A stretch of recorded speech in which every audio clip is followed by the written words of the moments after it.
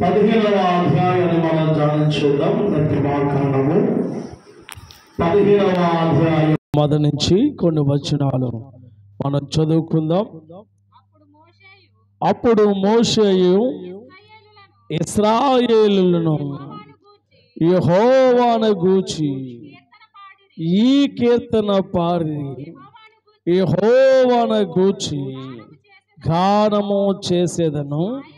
ఆయన మిగుల అతిశయించి జయించెను, గుర్రములను దాని రౌతులను ఆయన సముద్రములో పడదోసెను. ప్రార్థన.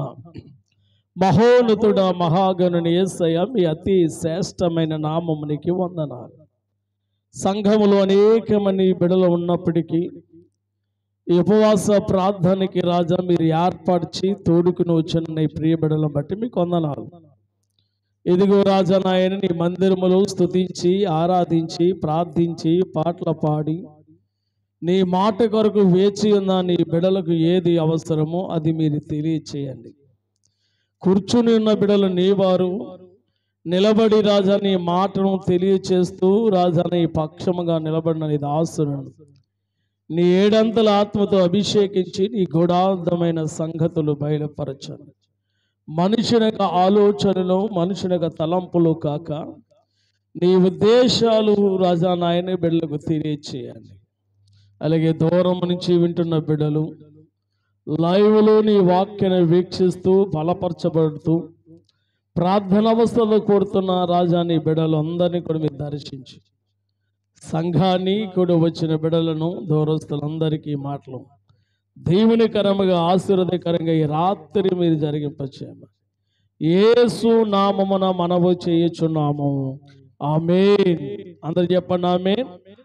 మంచిది. ప్రియ దేవుని బిడ్డలారా, మీ అందరికీ ప్రత్యేకమైన వందనాలు. మీకును లైవ్లో ఉన్న వారికి, దూరస్తులైన వారికి అందరికీ, గ్రామములు ఉన్న వారందరికీ కూడా ప్రభు నామమున శుభాలు తెలియజేస్తున్నాము. మరి సంఘము తరపున ప్రార్థన చేస్తున్నప్పుడు దేవుడు అద్భుత రీతిగా ప్రార్థనలు బట్టి దేవుడు అద్భుతాలు చేస్తున్నాడు. మరి 2 రోజులు బట్టి ఎర్రంపాల నుంచి చాలా మంది ఫోన్ చేసి ప్రార్థన వస్తుంది కోరి ప్రార్థన చేస్తూ ఉన్నాము. మరి ఎర్రంపాల నుంచి ఫోన్ చేస్తున్నాం, అయ్య గారు ప్రార్థన చేయండి, మా పరిస్థితులు ఇలా ఉన్నాయి, అనారోగ్యంగా ఉన్నాయని చెప్పి చాలామంది ఫోన్ చేస్తున్నారు. ప్రార్థన చేస్తాం. ఆ బిడ్డల జీవితాల్లో దేవుడు బలమైన కార్యాలు చేయని గాక. దేవుని స్తోత్రం. మరి బండి హరీష్ కొరకు ప్రార్థించండి. హాస్పిటల్లో ఉన్న చిన్న కుమారుడు, ఆ బిడ్డ కొరకు ప్రార్థించేయండి.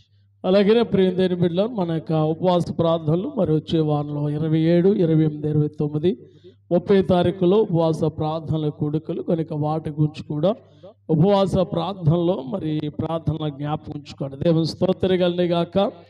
వాక్యమునికి వెళ్తున్నాం. మరి మనము పరిశుద్ధ గ్రంథము ఈ 66 పుస్తకాలను కలిపి పరిశుద్ధ గ్రంథముగా దేవుడు దీన్ని మనకు అందించాడు. కనుక ఈ పరిశుద్ధ గ్రంథములో మరి ఆదివారం వచ్చినప్పుడు ప్రకటన గ్రంథాన్ని, అలాగే ప్రేందన శనివారం వచ్చే ఉపవాస ప్రార్థనలో మరి ఇప్పుడు మొదటి నుంచి ఆది కాండము ధ్యానం చేశాం.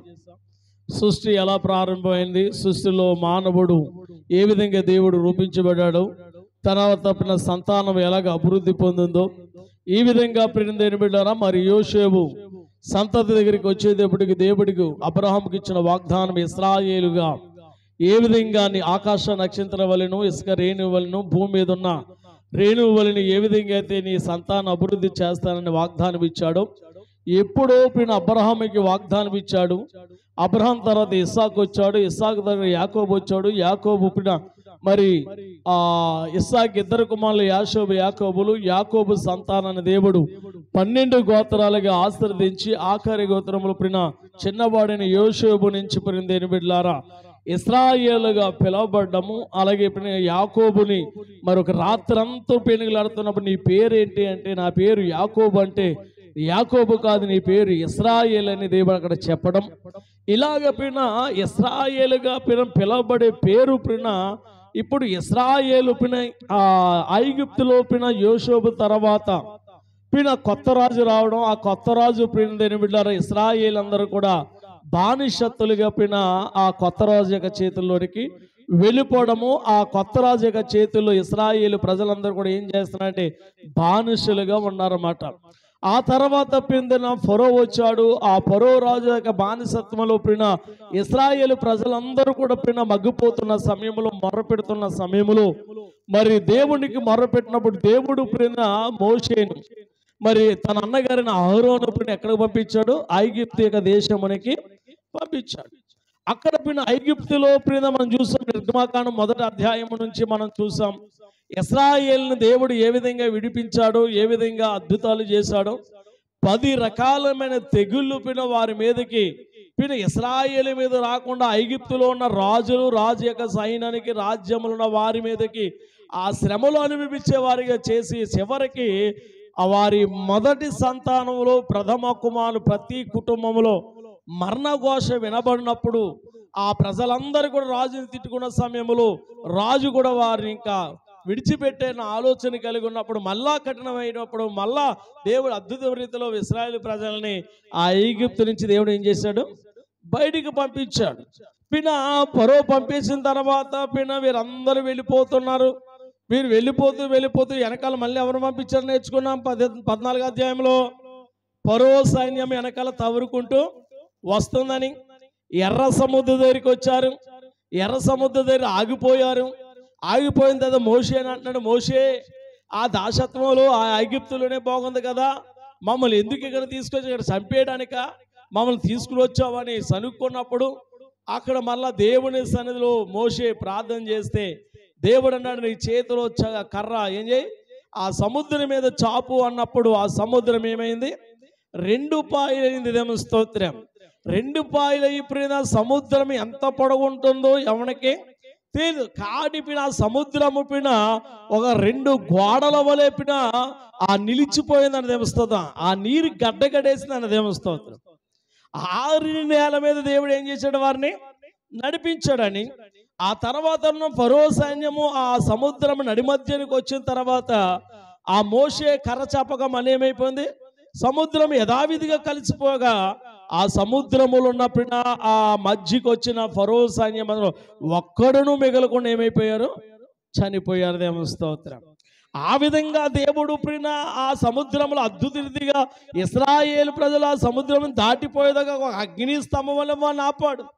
అంతేకాదు వారు దాటి వేయడానికి సముద్రాన్ని 2 భాగాలుగా చీల్చి వారిని 6 నెలలుగా దేవుడు చేశాడు. దేవుని స్తోత్రం.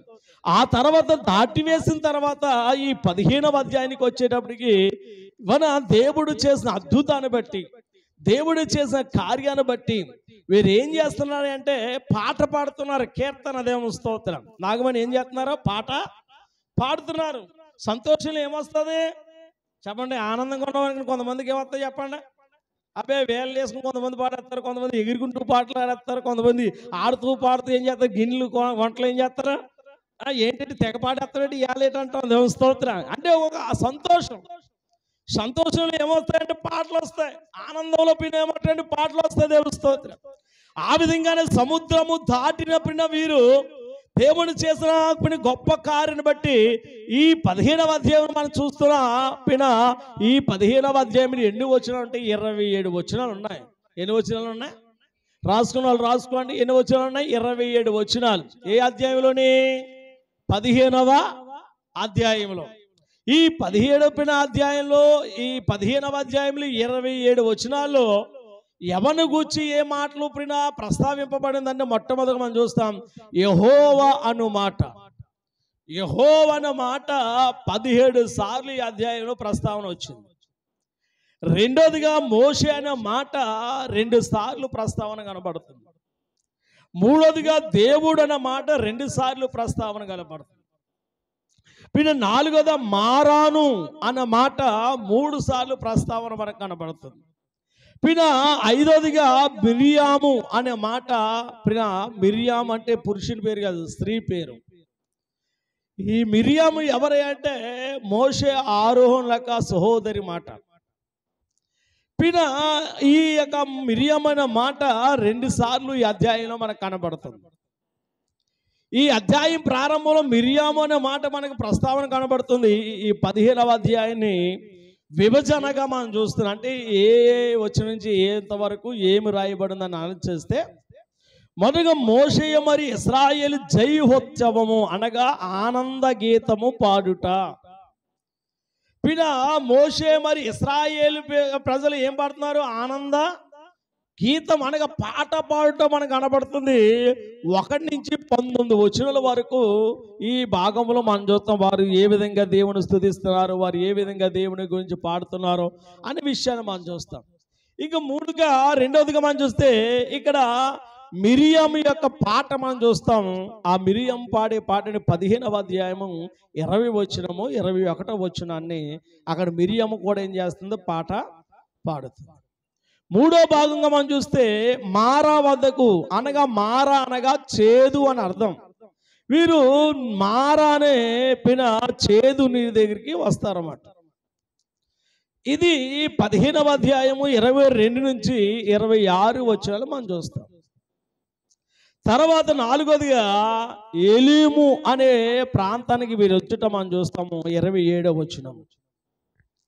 ఇప్పుడు 4 భాగాల్లో మనం చూస్తాము. ఈ కీర్తనలో ఏమేం కనబడుతుందంటే మోషేయి చెప్పండి ఇశ్రాయేలు ప్రజలు పాట పాడటం, ఆ తర్వాత మిరియాము కూడా పాట పాడటం, 4వదిగా మారా వద్దకి వారు వచ్చుట, 4వదిగా ఎలీము అనే ప్రాంతానికి వాళ్ళు వచ్చుట.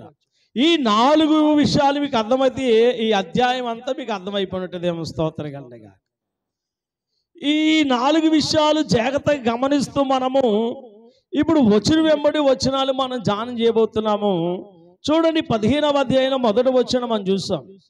ఏమని కనబడుతుంది అక్కడ చూడండి. అప్పుడు మోషేయు ఇశ్రాయేలు యెహోవాను గూర్చి కీర్తన పాడుడి, యెహోవానిచ్చి గానము చేసెను, ఆయన మిగులు అతిశయించి జయించెను, గుర్రములను రౌతులను ఆయా సముద్రములో పడవిదేశారు. దేవుని స్తోత్రం.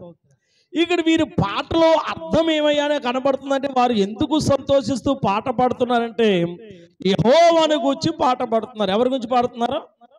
యెహోవాను గూర్చి పాట పాడుతున్నారు. యెహోవా అనగా ఎవరో? దేవుడు. చెప్పండి, యెహోవా అనగా దేవుడు. యెహోవా అనగా దేవుడు, యేసుక్రీస్తు అనగా దేవుడు. వీని దేవుడు ఒకడు, యెహోవా ఒకడు, యేసుక్రీస్తు ఒకడు కాదు. అదవుతుందన్నమాట.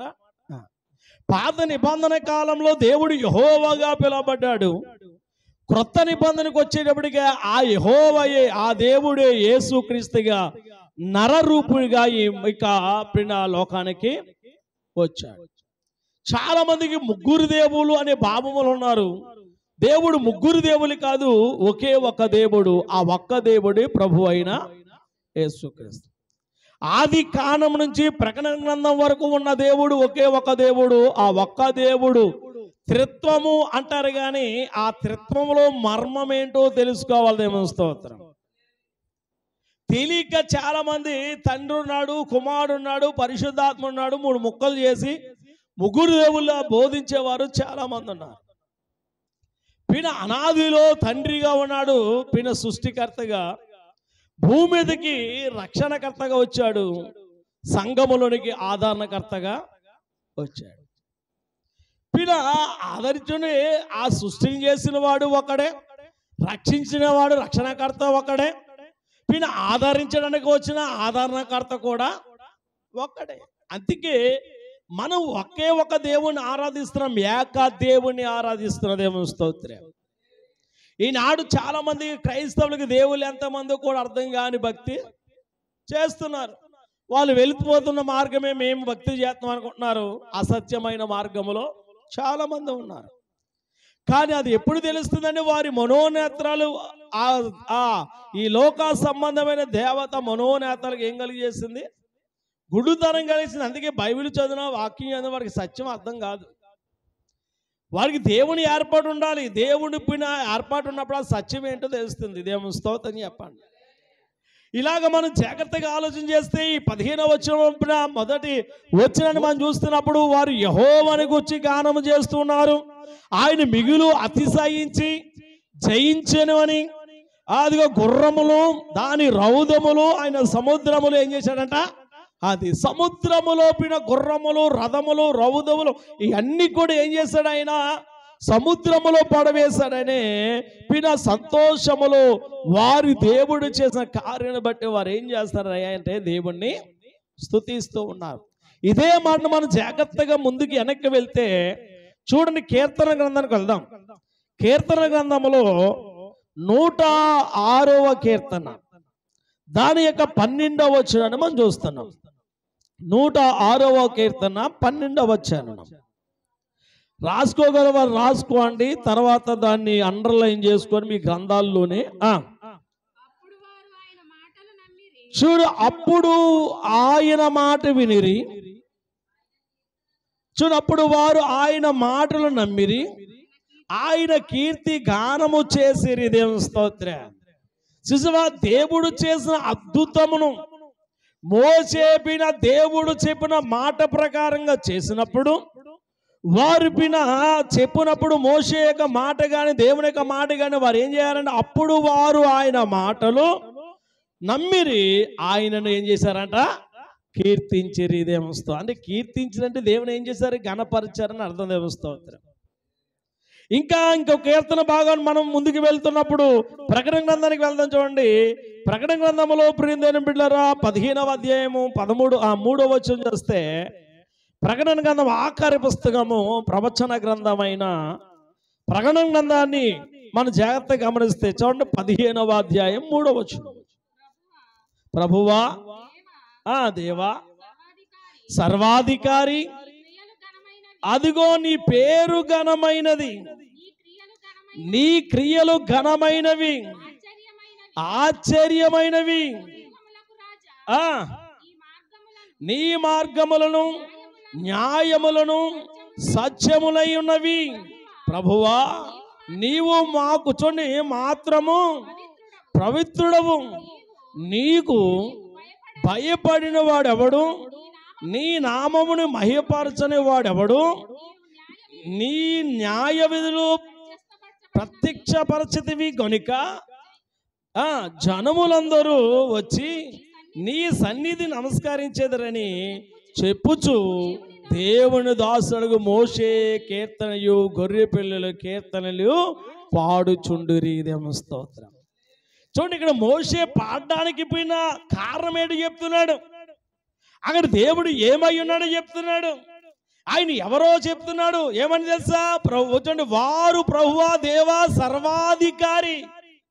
చూడండి, సర్వాధికారి దేవుడు, సర్వాంతర్యామి, సర్వము ఆయన లేకుండా ఏది కలగలేదు. దేవుని స్తోత్రం. నువ్వు నమ్ము నమ్మకపో ఎవరైనా సరే, మనం నమ్మాము కనుకే ఆయన సృష్టికర్త అయ్యాడు. దేవుని స్తోత్రం. కనుక ఆయన సృష్టిని ఎలా చేశాడో ప్రియ మన పరిశుద్ధ గ్రంథములో మొట్టమొదట ఆది కాండము మొదటి అధ్యాయం చదివితే సృష్టి నిర్మాణం ఏంటో స్పష్టంగా మనకు అర్థమవుతుంది. స్తోత్రం. చూడగలంటే ఇంకేమన్నాడు, నీ క్రియలు ఘనమైనవి, ఆశ్చర్యకార్యమైనవి, అదిగో యుగ యుగములకు రాజా నీ మార్గములు న్యాయమును సత్యమునై ఉన్నవి. దేవుని స్తోత్రం. యేసుప్రభువు అంటున్నది, నేనే మార్గము జీవము సత్యం. ఇంక కిందకు వచ్చినప్పుడు ఇంకేం చెప్తున్నాడు అక్కడ, ప్రభువా నీవు మాత్రమే పవిత్రుడవు, నీకు భయపడిన వాడు ఎవడు, నీ నామాన్ని మహిమపరచకుండా ఉన్నవాడు ఎవరు. దేవుని స్తోత్రం. ఒకప్పుడు యేసుప్రభు లేని వాళ్ళు దేవుడు ఎవరు. దేవుని స్తోత్రం. ఇప్పుడు యావత్ ప్రపంచములో యేసు పేరు లేకుండా యేసుని స్తుతించకుండా లేనివాడు ఎవడో లేడు. దేవుని స్తోత్రం. హల్లెలూయా. ప్రతి దేవుడికి మతముతో వర్గముతో కులముతో సంబంధం ఏమీ లేదు. దేవుడికి కులము లేదు. దేవుని స్తోత్రం చెప్పండి. హల్లెలూయా. అందుకే యేసుక్రీస్తు అందరికీ చెప్పండి, అందరికీ ప్రభు. దేవుని స్తోత్రం. అందరికీ దేవుడు. ఈ ఒక కులానికి, ఒక మతానికి, ఒక జాతికి, ఒక దేశానికి చెందేవాడు కాదు దేవుడు అన్నవాడు. దేవుని స్తోత్రం. అందరికీ ఒకే ఒక దేవుడు. ఆ ఒక్క దేవుడు ఎవరో తెలుసుకోవాలి. దేవుని స్తోత్రం. దేవుళ్ళు పిన మనిషికి ఒక దేవుడు ఉండడు. దేవుని స్తోత్రం. పిన మనందరికీ ఒకే ఒక దేవుడు. ఆ ఒక్క దేవుడే మన కొరకు రక్తాన్ని ధారపోసిన వాడు ప్రభువైన యేసుక్రీస్తు. దేవుని స్తోత్రం. ఈ రాత్రి దేవుడు ఇశ్రాయేలు ప్రజలు ఆ ఎర్ర సముద్రము దాటిన తర్వాత మోషే దేవుని స్తుతిస్తూ ఘనపరుస్తూ అక్కడ చెబుతూ ఆయన బయలుపరుచుకుంటూ జనులందరూ కూడా వచ్చి నీ సన్నిధిలో నమస్కరించి చెప్పుచు దేవుని దాసుడికి మోషే కీర్తన గొర్రెపిల్ల యొక్క కీర్తనయు పాడుచున్నాడు. గొర్రెపిల్ల ఎవరో? గొర్రెపిల్ల ఎవరో? యేసుక్రీస్తు. దేవుని స్తోత్రం. ధవల సింహాసనం మీద 24 పెద్దల ముందు ఆశ్రయైన వాడు ఎవరో? చిలకమ్మ గారు. ఆ పరలోకములు 24 పెద్దల ముందు ఆశ్రయైన వారు ఎవరో? గొర్రె పిల్ల అయిన యేసుక్రీస్తు. దేవుని స్తోత్రం. కొత్త నిబంధనలో ధవల సింహాసనం మీద చూస్తున్న గొర్రె పిల్లను కూర్చి ఆ గొర్రె పిల్ల యొక్క కీర్తన మోషే ముందుగానే పాడుతున్నాడు. దేవుని స్తోత్రం కలిగినగా. అంటే ఆ గొర్రె పిల్ల ఏ జీవము కలిగిన దేవుడని. ఇంకా మనం ముందుకు వెళ్తున్నప్పుడు వెనక్కి వచ్చేయండి, యెషయా గ్రంథానికి వెళ్దాం. యెషయా ప్రవక్త కూడా చెప్తున్నాడు. 12వ అధ్యాయానికి వచ్చేయండి. యెషయా గ్రంథంలో 12వ అధ్యాయము 5వ వచనం మనం చూస్తున్నాం. ఆ యెషయా ప్రవక్త కూడా కీర్తనకు వచ్చి ఎంతగానో చెప్తూ ఉన్నాడు. చూడు, యెహోవాను గూర్చి కీర్తన పాడుడి. చూడు, ఆయన మహాత్మ్యమును వెల్లడిపరచెను, భూమి అంతటను ఇది తెలియబడిన. దేవుని స్తోత్రగాక. చూసావా? యెహోవా యొక్క కీర్తన పాడుడి, ఆయన మహత్కార్యములు వెల్లడి చేసేను, భూమి అంతటా అది తెలియబడిన. దేవుని స్తోత్రం. దేవుడు చేసిన అద్భుతాలు ఏ మానవుడు చేయలేడు. దేవుడు చేసిన కార్యాలు ఏ మనిషి అయినా చేయగలనండి? చేయలేడు. నీళ్ళ మీద నడిచొచ్చాడు. దేవుని స్తోత్రం. ఏం చెప్పండి? నీళ్ళ మీద నడిచొచ్చాడు. నీళ్ళ మీద నడిచే కాదు, కానాను వివాహములో నీళ్లను ద్రాక్షారసముగా మార్చాడు. మన్నాను పరలోకము నుంచి మన్నాను కురిపించాడు. దేవుడు అద్భుతాలు ప్రతి రోగము గలవాడిని స్వస్థపరిచాడు. దేవుని స్తోత్రం. దేవుడికి అసాధ్యమైనది ఏది కూడా లేదు. చివరికి రోగం ముదిరిపోయిన తర్వాత డాక్టర్ దగ్గరికి వెళ్ళిన తర్వాత డాక్టర్ కూడా చేతులు ఎత్తితే నువ్వు నమ్ముకున్న దేవుడు నీకు ఏం చేయాలి? సహాయం చేయాలంటాడు. దేవుని స్తోత్రం గాక. హల్లెలూయా. దేవుడికి అసాధ్యమైనది లేనే లేదు. పడదు కదా ఏమని? అద్భుతాలు చెయ్యు దైవమా యేసయ్యా, అద్భుతములు చేయము రక్షక, ఇప్పుడే అద్భుతములు చేయము రక్షక. అద్భుతాలు చేయు దైవమా యేసయ్యా, అద్భుతములు చేయము రక్షక, నాలో అద్భుతములు చేయము రక్షక, ఇప్పుడే అద్భుతములు చేయము రక్షక. చేసావు, నీళ్ళ మీద ఇలా నడిచేస్తావు, నీటిలోన దారినే చేసావు, నీళ్ళ మీద ఇలా నడిచేస్తావు. బండ నుండి మధురమైన జలములను పుట్టిస్తావు, బండ నుండి మధురమైన జలములను పుట్టిస్తావు. ఏదైనా నీకే సాధ్యము, ఏదైనా నీకే సాధ్యము. అద్భుతాలు చేయు దైవమా యేసయ్యా, అద్భుతములు చేయము రక్షక, ఇప్పుడే అద్భుతములు చేయము రక్షక, ఇప్పుడే అద్భుతములు చేయము రక్షక, ఇప్పుడే అద్భుతములు చేయము రక్షక.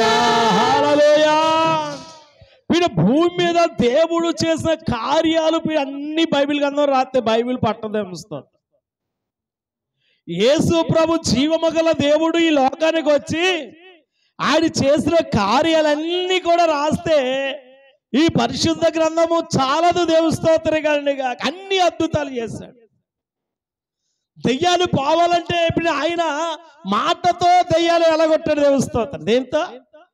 మాటతో. సమాధిలో ఉన్నవాడు పైన ఎవరు కూడా ఆపలేక తిరుగులాడుతుంటే దయ్యం పట్టిన వాడు పైన, ఇదిగో దయ్యం పట్టిన వాడు అనేకమైన శానా దయ్యం పట్టిన వాడు బతిమాలుతున్న దానిలో దయ్యము భయపడుతుంది. మమ్మల్ని నశింపచేయడానికి వచ్చింది వాడినాడు దేవస్తోత్రం. మమ్మల్ని సంపదు అని బతిమాలాయి దయ్యాలు. ఒక మాట సెలవు ఆళ్ళు ఉన్న దయ్యాలని ఏమైపోయా దేవస్తోత్రం. కనుకపిన ఆయన అంత శక్తి కలిగిన దేవుడు. ఆయన బిడ్డలైన మనము కూడా శాసిస్తే పోతుంది దేవస్తోత్రం. పోవాలంటే మన దగ్గర ఏముండాలి చెప్పాలి? ఏముండాలి? దేవునిక టీవీ చూస్తూ ఉంటుందా మన దగ్గర? ఏంటి సీరియల్ చూస్తూ ఉంటుందండి? చాలా మంది గుడికి వెళ్ళే వాళ్ళే, ఏది మానడం లేదు. చేదే దేవుడి మందిరం తెగ ఏడ్చేస్తుంది అనుకో, దేవుడి సెలబ్రేషన్ తెగ ఏడ్చేస్తుంది. ఇంటికి వెళ్ళితే టీవీ దగ్గర ఏడుతుంది.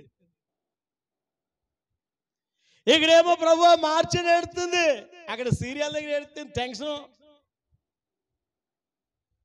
అది ఏడ్చేద్ది, ఇవి ఏడ్చేద్ది. టెన్షన్, ఏదో చెప్పేద్దని భయం. ఈ లోపల గుండు జబ్బు ఉంటుంది, ముందే చచ్చిపోతుంది తట్టుకోలేక. పిన ఇలాగుంటే దేవుడి కార్యాలు మనం చూడగలమా? పిన దేవుడి మందిరములో పరిశుద్ధముగాను యథార్థంగా కనబడుతూ ఇంటికి వెళ్ళిన దగ్గర లోకస్తుల వల్ల ఉంటే దేవుడి కార్యాలు ఏం చూడగలం మనం? శోధన సమస్యలు తప్ప సమాధానం ఉండదు. దేవుడి మందిరం ఎంత భక్తిగా ఉంటున్నావో నీ ఇరుగు పొరుగు వారికి, నీ ఇంటి వారికి అదే భక్తిని మనం ఏం చేయాలి? కనుపరుచుకునే దేవుని ఎదుట మనం నిలబడాలి. దేవుని స్తోత్రం. రెండు చేద్దామా, స్తోత్రం చేద్దామా, ఆనందంగా చెప్దామా? కడికి ఇక్కడ చెప్తున్న మాట పిన దేవుడు చేసిన అద్భుతాలు, ఆశ్చర్య కార్యములు ఇక్కడ మోషే చెప్తున్నాడు.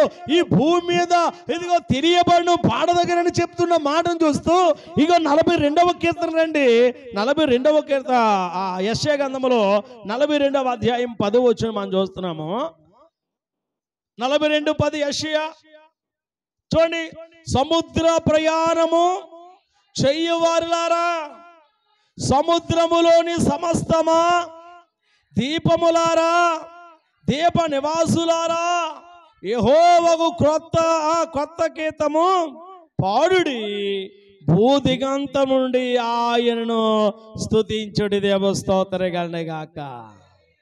చూడండి అక్కడ అన్నాడు పిన సముద్రములో పిన చేయువారిలారా అంటే ప్రయాణం చేస్తున్నారు. ఎవరు ప్రయాణం చేస్తున్నారు సముద్రంలోని? ఎవరు చేస్తున్నారు? ఇశ్రాయేలు ప్రజలు ప్రయాణం చేస్తున్నారు. ఆ ఇశ్రాయేలు ప్రజలే కాదు, అక్కడ ఉన్న ఏమన్నాడు? దీపములారా, అక్కడ ఉన్న పిన మనుషులారా, ఇదో కొత్త కీర్తన పాడి భూ దిగంతం ఉండి ఆయనని స్తుతించండి. భూ నివాసులందరూ కూడా ఆయన ఏం చేయాలంట? అమ్మా మనం అందరూ కూడా ఏ నివాసులం? అమ్మా మనందరూ కూడా ఏ నివాసులం? భూ నివాసులం, భూమి మీద ఉన్నవారం. అందుకే మనం ఏం చేయాలి తెలుసా? దేవుని సన్నిధిలో పాడాలి. ఏమని పాడాలి?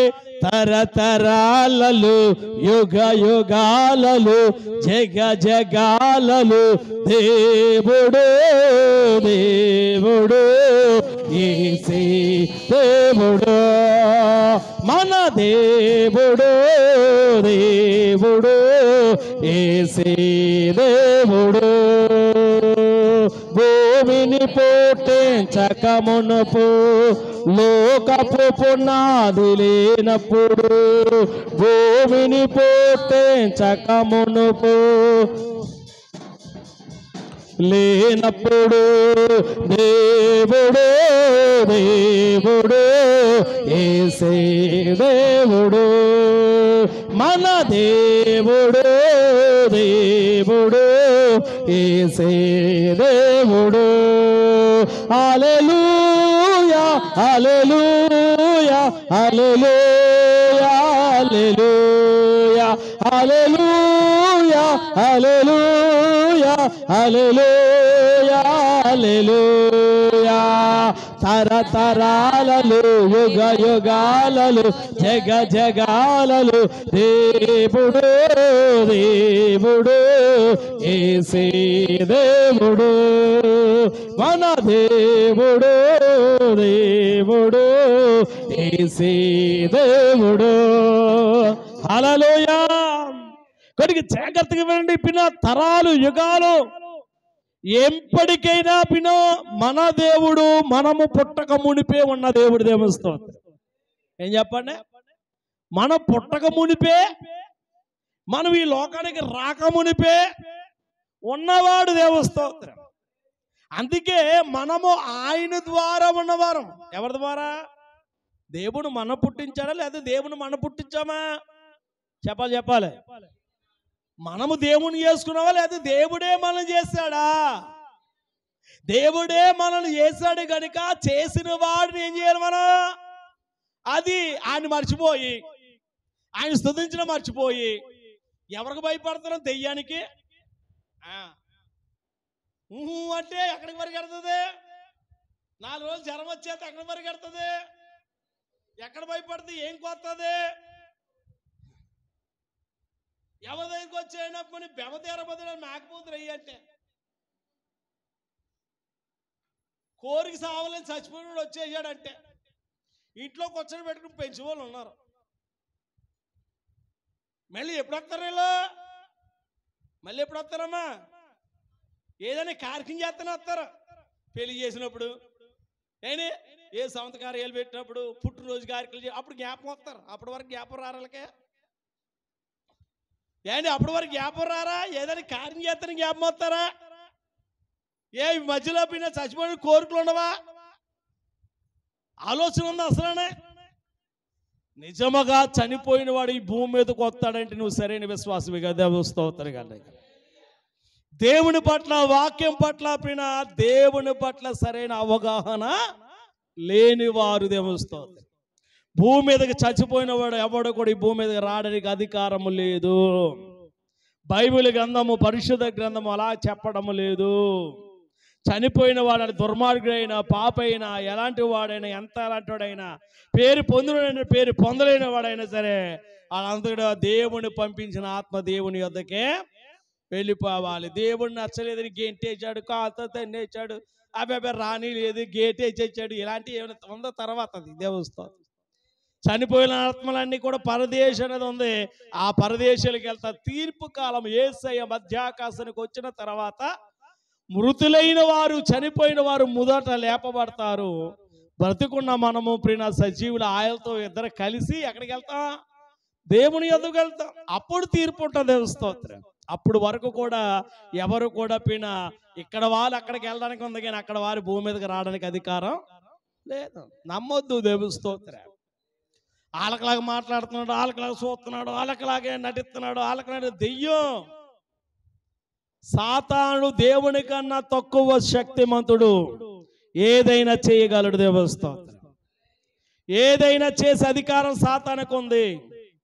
ఎలాగైనా మోసపరచని సాతానికి అధికారం ఉంది.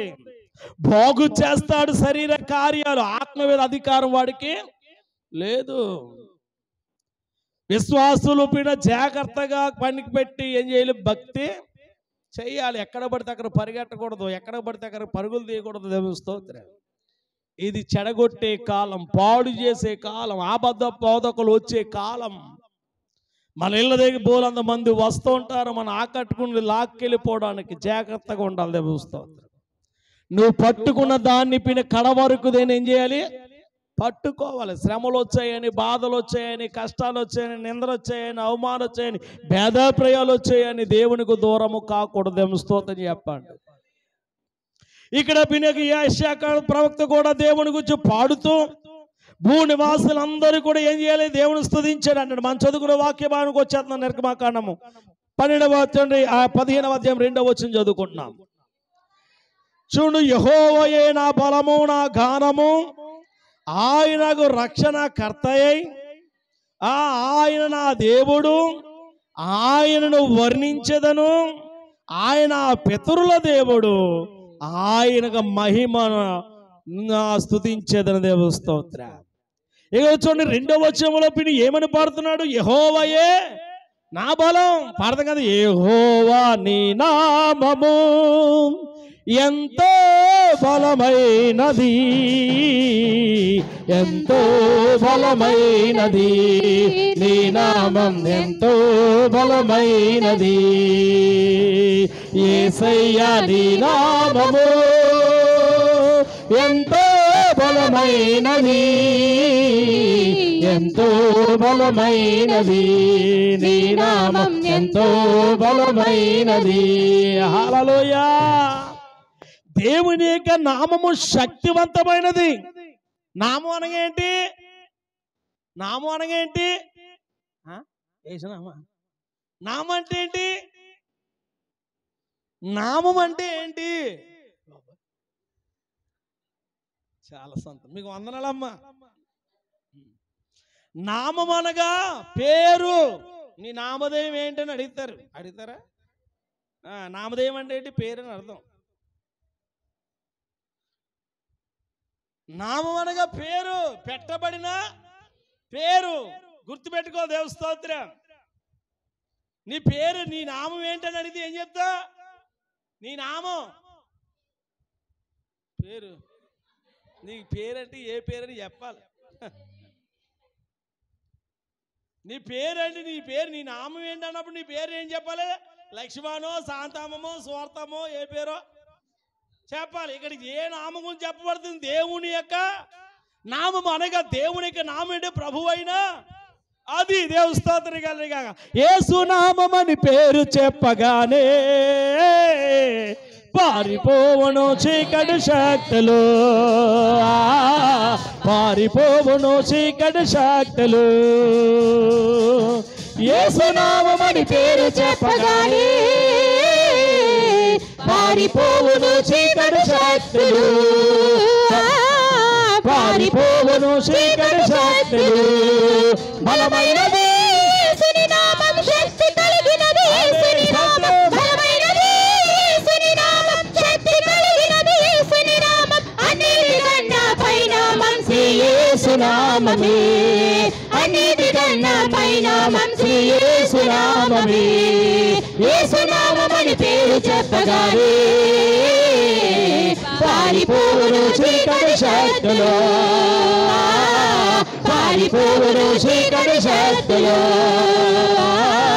పారిపోవును చీకటి శక్తులు. హల్లెలూయా. అది యెహోవా నీ నామము బలమైనది అంటే, ఆ యెహోవా నామము ఏదంటే ప్రభువైన యేసుక్రీస్తు యొక్క నామం అనగా యేసు పేరు నామం. అందుకే ఆ పేరులోనే మనకి ఏముంది? రక్ష ఉంది. ఆ పేరు, ఆ నామం అనగా యేసుక్రీస్తు నామములోనే పాపక్షమాపణ. యేసుక్రీస్తు నామము ఉచ్చారించగా దయ్యాలు ఏం పోతాయి? చిలకమ్మగారు పారిపోతాయి. యేసు నామములో ఓ రోగమో పో అంటే ఏ పేరులో పోతుంది రోగమో? విశ్వాసం ఉండాలి. మూర్ఖంగా వచ్చి యేసు నామములో పో అంటే పోతుంది. ఇగో దయ్యం పట్ల దగ్గరికి వచ్చి శక్తి లేకుండా తండ్రి కుమారపరచదు పో అంటే పోతుంది. తిరిగిదని అర్థం. ఏముండాలి? యేసు నామములో శక్తి ఉండాలి. పాడతాం కదా ఏమని? యేసయ్య నామములో శక్తి ఉన్నదయ్యా, శ్రీ యేసయ్య నామములో శక్తి ఉన్నదయ్యా. నమ్మితే చాలు నీవు పొందుకుంటావు శక్తి, నమ్మితే చాలు నీవు పొందుకుంటావు శక్తి. యేసయ్య నామములో శక్తి ఉన్నదయ్యా, శ్రీ యేసయ్య నామములో శక్తి ఉన్నదయ్యా. హల్లెలూయా. ఇప్పుడు ఏ నామం ధరించాలి మనం?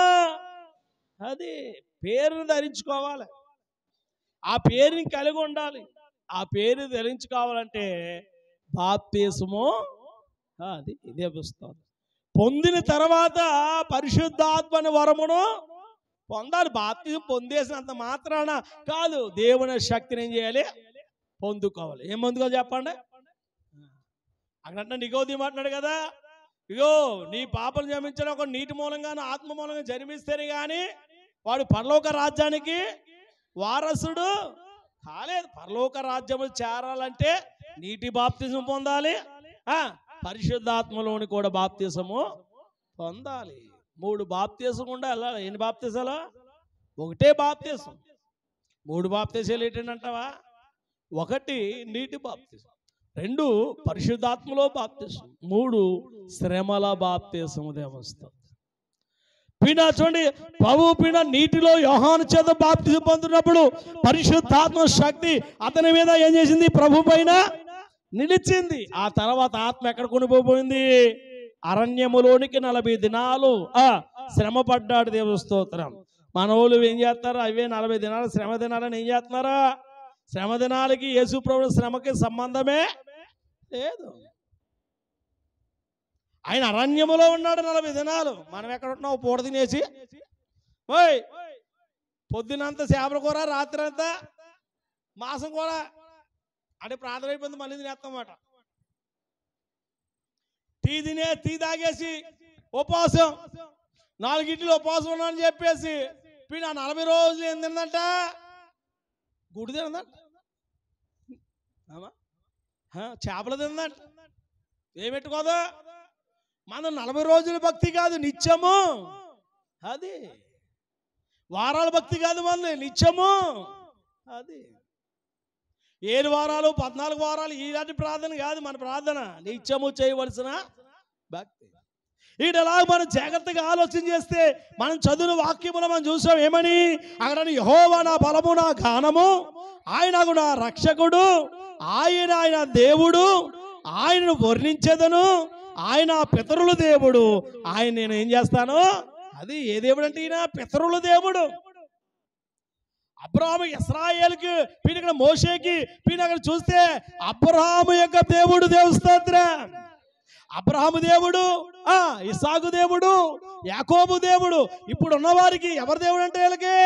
ఇశ్రాయేలుకి పితరుల దేవుడు. మోషే అంటున్నాడు, మా పితరుల దేవుడిని నేను ఏం చేస్తున్నాము? స్తుతిస్తున్నా. ఇలాగ మనం జాగ్రత్తగా ఆలోచన చేస్తే చూడు, చాలా చక్కటి విషయాన్ని 2వ వచనంలో రాయబడిన మాటలు మనం చూస్తే కీర్తన గ్రంథానికి వచ్చాయి. 18వ కీర్తన రండి. 18వ కీర్తన మొదటి వచనం మనం చూస్తున్నాం. 18వ కీర్తన మొదటి చరణం. యెహోవా నా బలమా. ఏం చేస్తానంట? యెహోవాని చూడు, నేను ఏం చేస్తాను? నేను ప్రేమించుచున్నాను. యెహోవా నా శైలము, నా కోట, అదిగో నన్ను ఆడు రక్షించేవాడు దేవస్థానం. ఈ దేవుడు ఏమై ఉన్నాడని చెప్తున్నాడు? యెహోవా నా బలమా, నా కోట, నా శైలమా, నన్ను రక్షించేవాడు నీవే దేవస్తోత్రగానే గాక. హల్లెలూయా. 2 చేతులు గట్టిగా స్తోత్రం చెప్దాం. ఇక్కడ మనం చూస్తూ ఆయన ఏమై ఉన్నాడు? మనకి ఒక బలమైన కోటగా ఉన్నాడు, ఒక బలమైన కోటగా, శైలముగా మనం రక్షించేవాడు. ఆయన తప్ప ఎవడును మనల్ని ఏం చేయలేడు? రక్షించలేడు. దేవస్థానం చెప్పండి. నా బలమా, నా కోట.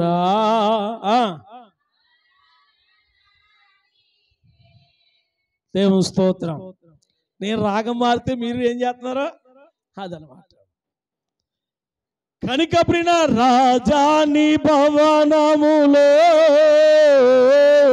రేయి పగలు వేచి ఉండును.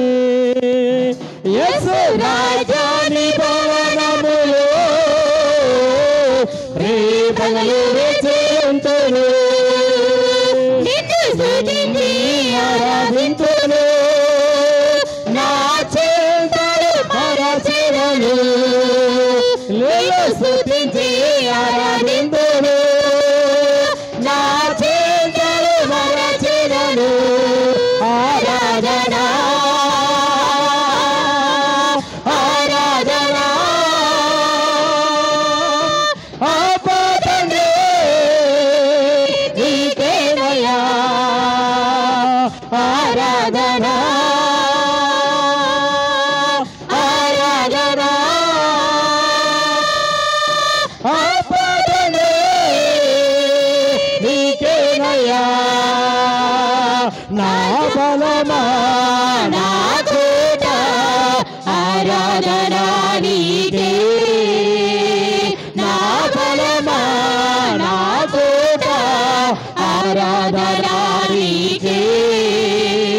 నా దుర్గమా ఆశ్రయమా ఆరాధన నీకే నా దుర్గమా ఆశ్రయమా ఆరాధన నీకే ఆరాధన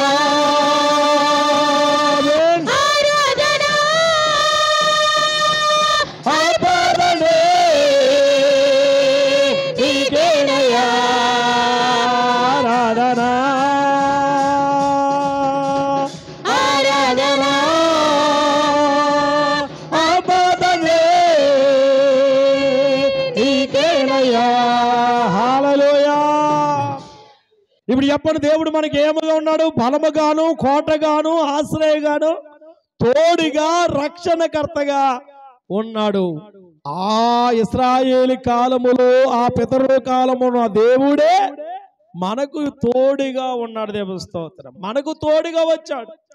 ఇమానుయేల్ పేరుకి అర్థం ఏంటి? దేవుడు మనకు తోడై ఉన్నాడు. ఇమానుయేల్ అనగా పేరుకి అర్థం ఏంటి? దేవుడే మనకు. యేసు లోకానికి వచ్చిన వాడు ఎవరైనా దేవుడు మనకు తోడుగా ఉండడానికి లోకానికి వచ్చాడు. ఇక్కడ మనం చూస్తే 99వ కీర్తనలో 5వ చరణం చూస్తాం చూడండి. 99వ కీర్తన 5వ చరణం. మన దేవుడిని యెహోవా ఘనపరచుడి, ఆయన పాదపీఠము ఎత్తుగా ఆ ఎదుట సాగిలపడుడి, ఆయన పరిశుద్ధుడు. దేవుని స్తోత్రం. సాగిలు పడితే ఇప్పుడు ఎవరి దగ్గర సాగిలు పడాలి మనం? ఎవరి దగ్గర సాగిలు పడాలి? సాగిలు పడడం అంటే ఏంటి? సాగిలు పడడం అంటే ఏంటి? నమస్కారం. సాగిలు పడడం అంటే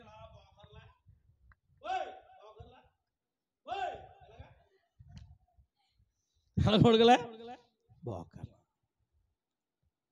పిల్ల నమస్కారం మనం ఎలా చెప్తే, కొంతమంది గుళ్ళోకి వచ్చిన పాటల గారికి వందలు చెప్తాం. ఈగలెత్త పళ్ళు 36 పళ్ళు బయటెట్టి కూర్చుంటాం.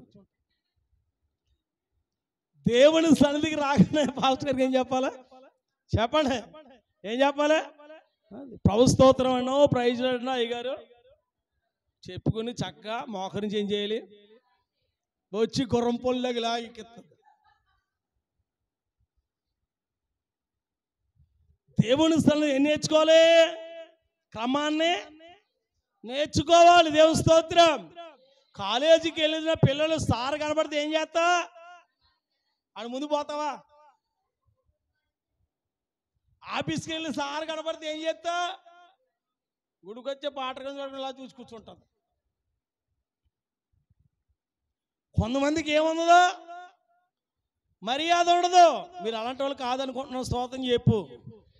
స్తోత్రం చెప్పమని నమస్కారం కాదు, స్తోత్రం చెప్పండి. హల్లెలూయా. ముందు దేవుని సన్నిధిలో మనము దేవుని స్తుతించేవారిగా ఉండాలి, కనబడాలి. అప్పుడే దేవుడు నిన్ను చూసి సంతోషిస్తుంటాడు. దేవుని స్తోత్రం. నమస్కారానికి ప్రతి నమస్కారము సంస్కారము. దేవుని స్తోత్రం. సంస్కారవంతులు ఏం చేస్తారు? మాట్లాడేటి సంస్కారవంతులు నమస్కారము చేస్తారు. చేయరా? ఇప్పుడు చెప్పండి, వందనాలు. చేతులు ఎత్తి ఏం చేయాలి? చేతులు ఏం చెట్టు ఏం చేయాలి? లేదు ప్రభు స్తోత్రం అండి. కనుక ఈ విధంగా మనం జాగ్రత్తగా ఆలోచన చేస్తే ఇక్కడ దేవుని ఏం చేస్తున్నాడు చూడ. మన దేవుడు యెహోవాను ఘనపరచుడి, ఆయన బచుని పాదపీఠము ఎదుట సాగిలపడుడి, ఆయన పరిశుద్ధుడు. ఎవరంటే ఆయన? దేవుడు ఎవరు? హలో, దేవుడు ఎవరు? పరిశుద్ధుడు. పాపము లేని వాడి కొనికే పాపాత్ములు రక్షించడానికి వచ్చాడు. దేవుస్తో మానవుడు పాపి, కర్మపాపము కలిగి జన్మ పాపముతో ఉన్నాడు. అందుకే ఆ పాపమును విడుదల చేయడానికే ఒక పాపము లేనివాడు రావాలి. ఆ పాపము లేనివాడే ప్రజల కొరకు, మనుషుల కొరకు, మానవ జాతి కొరకు ఏం చేయాలి? తన రక్తాన్ని ధారపోయాలి. ఓ గుడ్డోడి దారి చూపించగలరా చిలకమ్మ గారు? ఓ గుడ్డోడికి మరి గుడ్డోడు చూపిస్తాడా? ఇద్దరు గుడ్డోలు అనుకో ఏం చేస్తారు? ఆడు ఇటుపోతాడు, ఇటు ఇటుపోతాడు. ఎక్కడ పడతారో తెలియదు, దారి కనబడదు. ఇప్పుడు గుడ్డోడు సరైన మార్గంలో నడాలంటే ఎవరు నడిపించాలి? కళ్ళు ఉన్నవాడు నడిపించాలి. చెయ్యి పట్టుకుని అలా నడిస్తే ఆ చెయ్యి పట్టుకున్నాడు వెనకాల ఏం చేస్తాడు? దీని అర్థం ఏంటంటే పాపములో ఉన్నాడు, పాపిని విడుదల చేయలేడు. తాగుబోతాడు చెప్పగలడా? తండ్రి తాగితే కొడుకు తాగితే ఎందుకు తాగు పనికి మాలడు, బుద్ధి ఉందో లేదో తిట్టగలడు.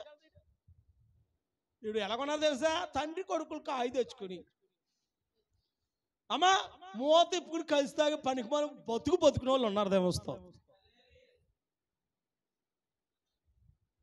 ఈనాడు తెచ్చుకుని కలిసి తాగుతున్నారండి. ఎంత భయంకరమైన స్థితి అండి! ఎవరికి చెప్పగలం మనం?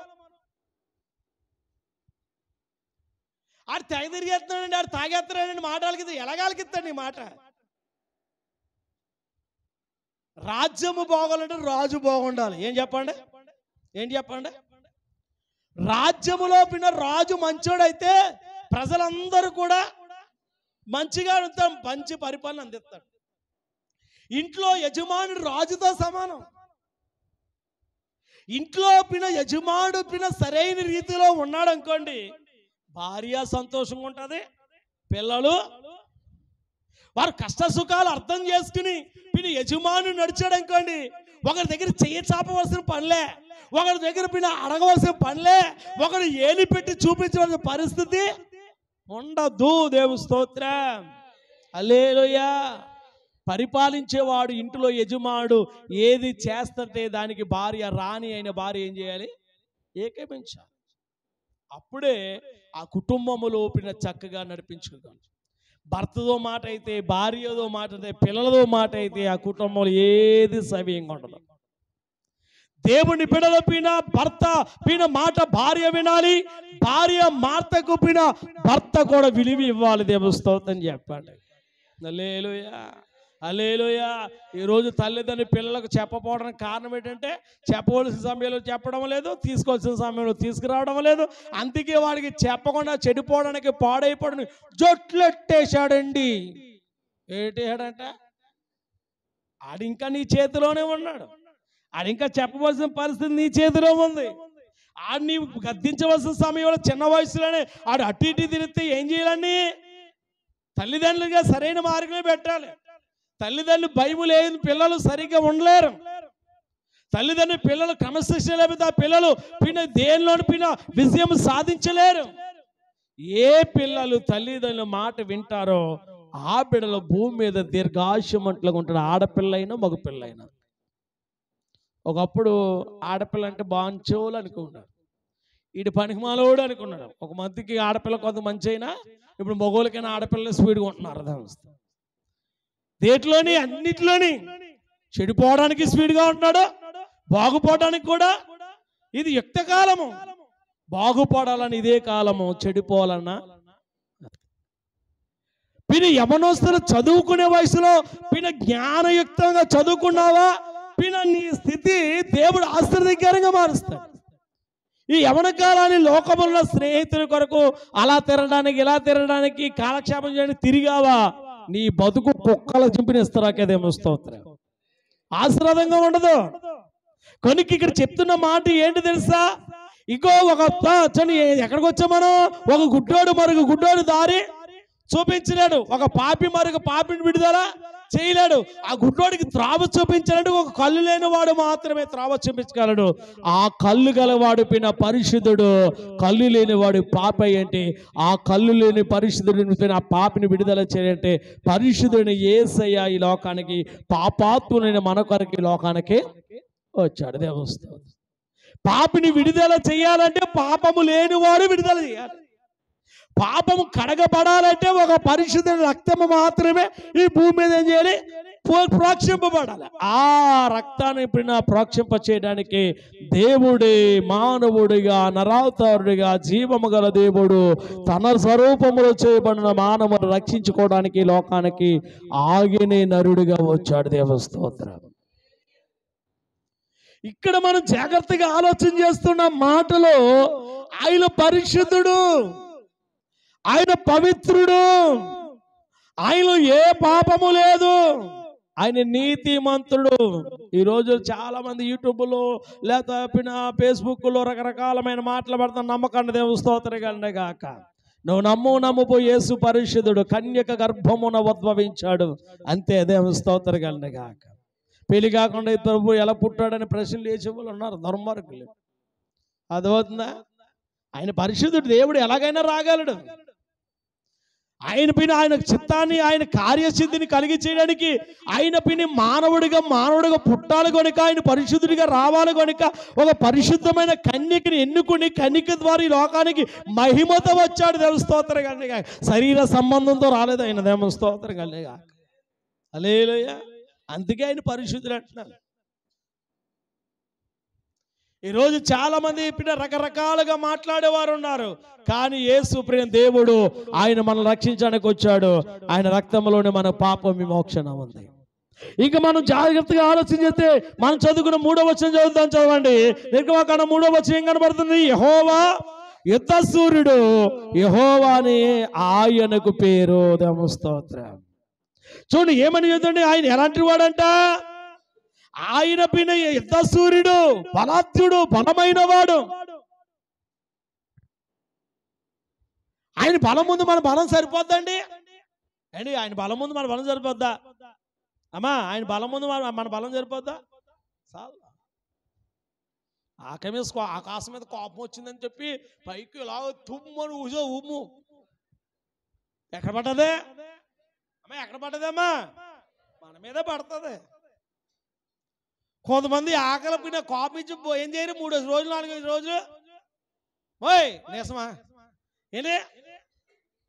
భర్త మీద కోపం ఇచ్చో, పిల్లలేమో తల్లిదండ్రుల మీద కోపం, ఏదైనా కొన మీద పిల్లల కోపం ఇచ్చో, అదే ఉపవాస ప్రార్థనకు ఉపవాసం ఉండి రమ్మంటే అమ్మా వస్తుందా? అదే భర్త 4 రోజులు అంటే 3 రోజులు తిరగకుండా మొండిగా ఉంటుంది. వ్యర్థమైన వాటి మీద ఉన్న పౌరుషం దేవుడి సన్నిధిలో పైన దేవుడి కార్యం పొందాలని ఎందుకు ఉండదు? ఇలాగ మనం జాగ్రత్తగా ఆలోచన చేస్తే ఎందుకు చెప్తున్నా తెలుసా? ఆయన పైన బలవంతుడు, శక్తిమంతుడు, యుద్ధసూర్యుడు. ఆయన మన పక్షాన ఏం చేయవాడు? మనకు విరోధముగున్న ఏ ఆయుధము వర్తిల్లదు. మన పక్షాన ఎవరున్నాడు తెలుసా? హలో, మన పక్షాన ఎవరున్నాడు? దేవుడు ఉన్నాడు. దేవుని స్తోత్రం చెప్పండి. యుద్ధము యెహోవాదే, యుద్ధము యెహోవాదే, యుద్ధము యెహోవాదే, యుద్ధము యెహోవాదే. రాజులు మనకెవ్వరు లేరు, సూరులు మనకెవ్వరు లేరు, రాజులు మనకెవ్వరు లేరు, సూరులు మనకెవ్వరు లేరు. సైన్యములకు అధిపతి అయినా యేసయ్యా మన అండ, సైన్యములకు అధిపతి అయినా యెహోవా మన అండ. యుద్ధము యెహోవాదే, యుద్ధము యెహోవాదే, యుద్ధము యెహోవాదే, యుద్ధము యెహోవాదే. హల్లెలూయా. ఇప్పుడు చెప్పండి, నువ్వు కష్టములో, బాధలో, ఇరుకులో, ఇబ్బందులో, సమస్యలో నీ పక్షముగా నిలబడిన వాడు దేవుడు. దేవస్తాడు. నీకు విరోధముగా ఎవడిని మాట్లాడినా, నీ మీద తిరగబడినా, నిన్ను కొట్టడానికి వచ్చినా, నిన్ను తిట్టడానికి వచ్చినా, నీ పక్షాన యుద్ధం ఆడేవాడు ఎవరంటే దేవునికి అప్పగిస్తే నిజముగా నీ పక్షానుంటే నువ్వు ఆడక్కర్లేదు. దేవుని స్తోత్రం. ఆయనే మనం కొడితే తిరిగి మళ్ళీ కొడతాం అండి. మనం కొడితే మళ్ళీ తిరిగి కొడతాం. వాడు మనం కొడతాడు, మళ్ళీ కొడతాడు. అదే దేవుడు కొట్టాడా, అదే దేవుడు మొట్టాడా, అదే దేవుడు చూపు చూచాడా, ఆడు తరం కూడా కాదు. దేవుని స్తోత్రం గండగా. హల్లెలూయా, హల్లెలూయా, హల్లెలూయా. మా మీదకు వచ్చిన వారు, మమ్మల్ని అన్నవాళ్ళు ఎంతో మంది పిన దెబ్బ తిన్నవారు ఉన్నారు. ఈ లోకములో లేకుండా వెళ్ళిపోయిన కూడా ఉన్నారు. దేవుని స్తోత్రం చెప్పండి. చెప్పాలంటే నా జీవితంలో, నా సేవా జీవితంలో దేవుని స్తోత్రం. సేవకుడు సామాన్యమైన వ్యక్తి కాదు. ప్రార్థించాడా, చెప్పాడా? తప్పగా దేవుడు దాసుడి నోటనున్నది తప్పగా దేవుడు ఏం చేస్తాడు? దాన్ని చెయ్యగల దేవుడు. దేవుడు స్తోత్రం చెప్పాలి. ఇక్కడ మన పక్షమును ఏం చేస్తున్నాడు దేవుడు? మనకు యుద్ధమును చేస్తాడు. ఏం చేసేవాడు దేవుడు? మన పక్షాన్ని యుద్ధం చేశాడు. ఇంకొక మాట మనం జాగ్రత్తగా ఆలోచించి నిర్మాకాండంలో ఈ మాట మనం ముగించేసుకుందాం. 14 వచ్చినాం చూడండి. 14 వచ్చిన జాగ్రత్త చదివితే, అదిగో యెహోవా నీ పక్షమున, అదిగో యుద్ధము చేయను. మీరు ఏం చేయండి? ఊరుకోండి. ప్రసాదం చెప్తున్నాడు, నెమ్మదిగా ఉండండి. ఏం చెప్తున్నాడు? నెమ్మదిగా. పిన అద్భుతమైన రీతిలో ఆశ్చర్యమైన కార్యాన్ని దేవుడు చేయగలడు. నీ పక్షాన్ని, అందుకన్నాడు విధవరాల పక్షాన యుద్ధము చేయ దేవుడు. తన దేవుని పట్ల దేవుడు తన బిడ్డల పట్ల ఏం చేస్తున్నాడు? తోడుగా ఉండేదేవుడు. ఇప్పుడు ఇశ్రాయేలుకి ఎవరు తోడుగా ఉన్నాడు? చెప్పండి. ఇశ్రాయేలుకి ఎవరు తోడుగా ఉన్నాడు? దేవుడు తోడుగా. అందుకే ఎర్ర సముద్రాన్ని వాళ్ళు ఫరో సైన్యం తవురుతున్న చంపేయాలని ప్రయత్నం చేస్తున్నా ఇశ్రాయేలు ప్రజలు ఏమైనా చేయగలరా? చేశారా? ఏం చేయలే. దాటంత వరకు వాడిని ఆపాడు సముద్రం అయింగాని. వారు దాటేశాడు. వారు సముద్రము దాటగా ఆ సముద్రంలో ఉన్న ఫరో సైన్యం అంతా కూడా ఒక్కడును మిగలకుండా అందరూ చచ్చారు. దేవుని స్తోత్రం. అది ఎన్ని మార్లు హెచ్చరించిన లోబడిన వాడు హఠాత్తుగా మరణిస్తాడు. సేవకుడు చెప్పినప్పుడు వినలేదా? సేవకుడు చెప్పినప్పుడు లోబడలేదా? మనం అంటుండే కదా అప్పుడప్పుడు, వీడు సామాన్యమైన ఏంటండి? ఏమంటారు చెప్పండి? వీడు తక్కువవాడు ఏంటండి? అందుకే ఏం చేస్తాడు? అలా చచ్చాడు అన్న వాళ్ళు కూడా చాలా మంది లేకపోలే. ఉన్నంతకాలం